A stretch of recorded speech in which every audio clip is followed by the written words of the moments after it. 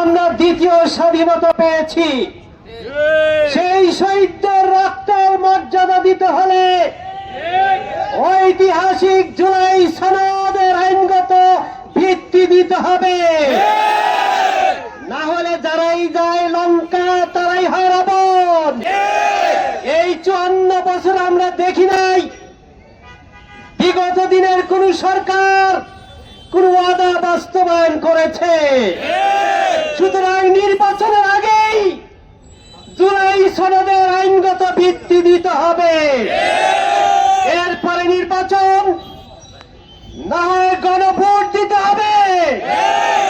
এদেশের সাংবাদিক মহল, বুদ্ধিজীবী মহল, আইনজীবী মহল, গোটা জাতি আজকে জুলাই সনদের আইনগত ভিত্তি চায়। এরপরে বাংলাদেশ জামাত ইসলামী সহ 18 কোটি মানুষের প্রাণের দাবি 5 দফা গণদাবি। পিয়ার পদ্ধতি, 18 কোটি মানুষের ভোটের মূল্যায়ন করতে হলে পিয়ার পদ্ধতি ছাড়া বিকল্প নাই। সর্বস্তরের মানুষের কাছে উচ্চ কক্ষ নিম্ন কক্ষ 2 কক্ষেই সংসদে পিয়ার পদ্ধতি বাস্তবায়নের লক্ষ্যে আজকে জাতি সোচ্চার হয়েছে।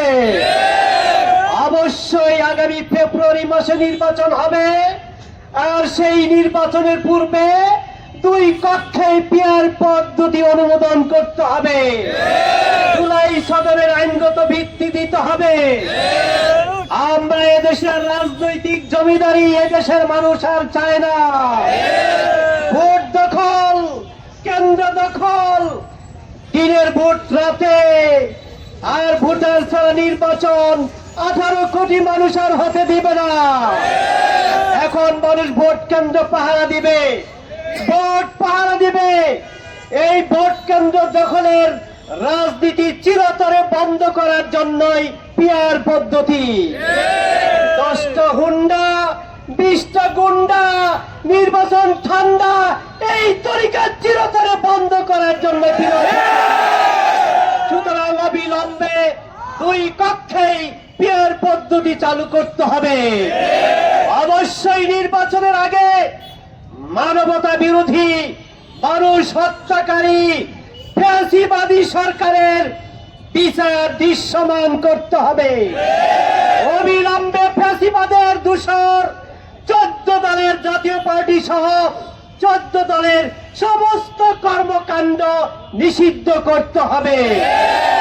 আমরা নির্বাচন চাই, কিন্তু নির্বাচনের আগে প্লেইং ফিল্ড অবশ্যই নিরপেক্ষ, স্বচ্ছ, ক্রেডিবল একটা নির্বাচনের পরিবেশ তৈরি করতে হবে। তথাকথিত নির্বাচন দিয়ে জাতির প্রত্যাশা পূরণ হবে না।